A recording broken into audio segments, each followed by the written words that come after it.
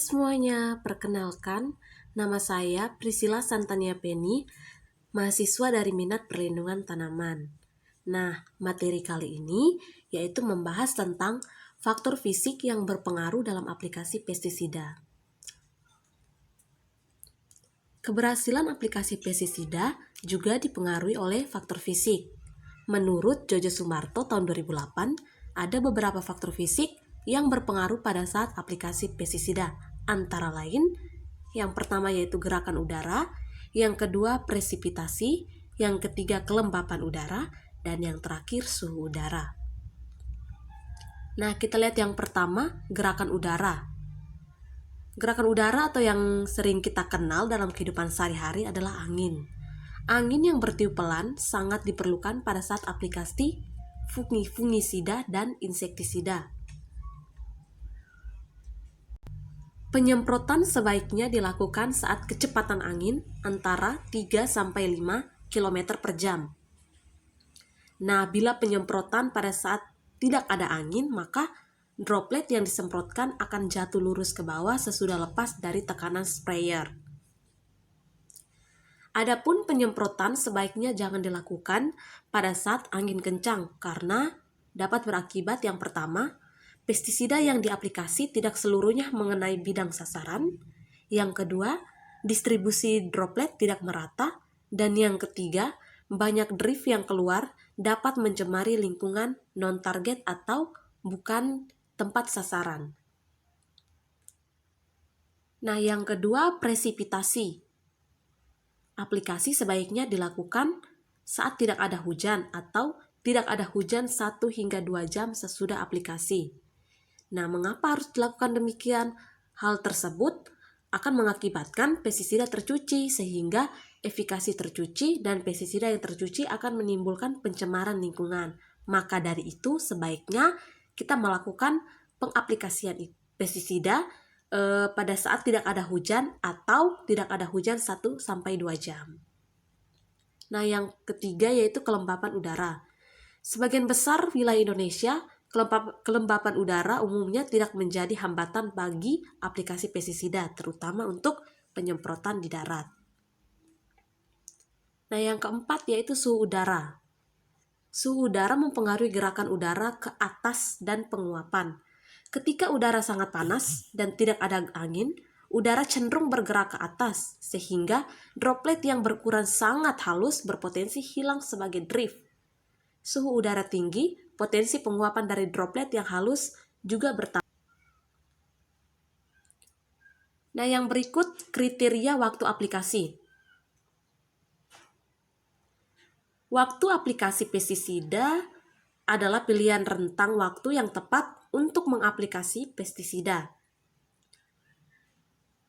Selain itu, aplikasi pestisida dikorelasikan dengan perkembangan hama. Jojo Sumarto tahun 2008 membagi dalam 4 kelompok waktu aplikasi insektisida, yaitu yang pertama, aplikasi preventif.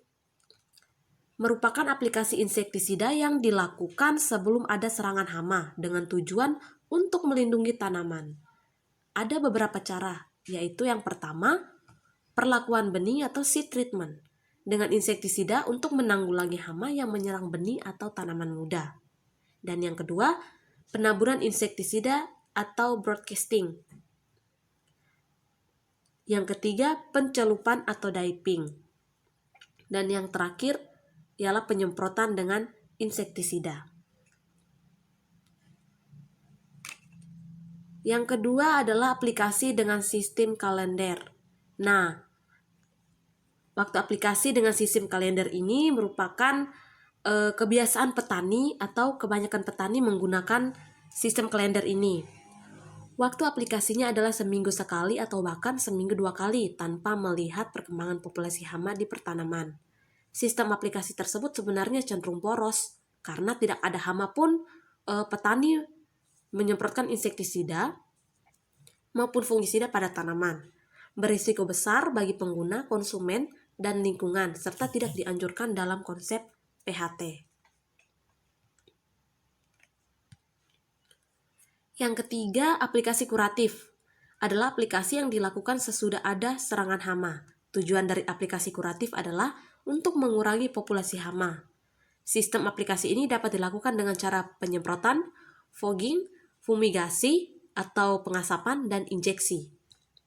Yang keempat, aplikasi berdasarkan ambang pengendali atau ambang ekonomi. Nah, dalam konsep PHT, pengendalian hama secara kimiawi dilakukan apabila hama atau kerusakan karena hama telah mencapai tingkat atau ambang tertentu. Fungsi aplikasi insektisida dan fungisida berdasarkan pengendalian sistem PHT adalah untuk menekan populasi hama atau tingkat kerusakan hama dan penyakit berada di bawah ambang pengendali atau ambang ekonomi. Menurut Jojo Sumarto tahun 2008, beliau membagi waktu aplikasi fungisida dalam 3 kelompok, yaitu yang pertama, aplikasi protektif, preventif, dan profilaktik. Nah, cara aplikasinya bermacam-macam, antara lain perlakuan benih atau seed treatment, penaburan fungisida di tanah, diping atau pencelupan bibit, dan penyemprotan. Yang kedua, aplikasi kuratif dan eradikatif. Aplikasi kuratif dilakukan pada masa inkubasi fungi, yaitu saat antara terjadinya infeksi hingga timbulnya gejala penyakit. Yang kedua, aplikasi eradikatif dilakukan bila gejala sudah tampak jelas. Yang ketiga, aplikasi berdasarkan ambang pengendali. Dalam PHT, beberapa penyakit tanaman telah ditetapkan ambang pengendaliannya. Bila ambang ekonomi suatu penyakit telah diketahui dan ditetapkan, maka sebaiknya diikuti sebagai dasar untuk melakukan penyemprotan. Waktu aplikasi untuk herbisida dikelompokkan menjadi 3 bagian, yaitu yang pertama, herbisida pratumbuh, yaitu herbisida yang diaplikasi sebelum gulmanya tumbuh. Yang kedua, herbisida pasca tumbuh, yaitu herbisida yang diaplikasi sesudah gulma tumbuh. Dan yang ketiga, herbisida pasca tumbuh awal yang diaplikasikan sebelum gulma tumbuh hingga awal pertumbuhan gulma. Nah, di sini kira-kira gulmanya sudah memiliki daun 3-4 helaian. Nah, yang berikut evaluasi aplikasi. Setiap aplikasi pestisida dapat dinilai melalui 2 cara, yaitu yang pertama, evaluasi biologi. Merupakan pengukuran tingkat penurunan populasi jasad pengganggu sasaran atau kerusakan yang ditimbulkannya serta pengukuran terhadap hasil. Dan yang kedua, pengukuran fisik terhadap hasil semprotan berupa liputan. Hasil semprotan pada sasaran yang dapat berupa tanaman, serangga, gulma, ataupun sasaran buatan tertentu seperti kertas peka atau synthetic paper dan kaca slide. Adapun perbedaan dari kedua evaluasi aplikasi pestisida tersebut, yaitu penilaian hasil semprot dengan cara evaluasi biologi memerlukan waktu yang relatif lama, sedangkan hasil semprot dengan cara pengukuran fisik dapat dilakukan dengan waktu yang relatif singkat.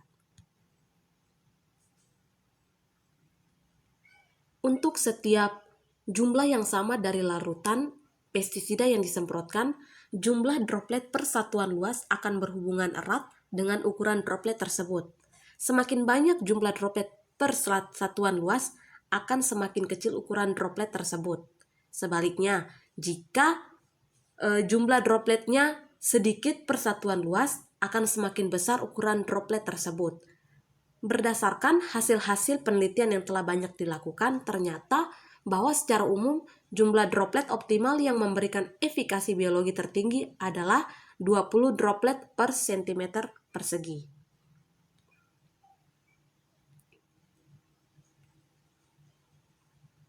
Nah, sekian pemaparan materi dari saya.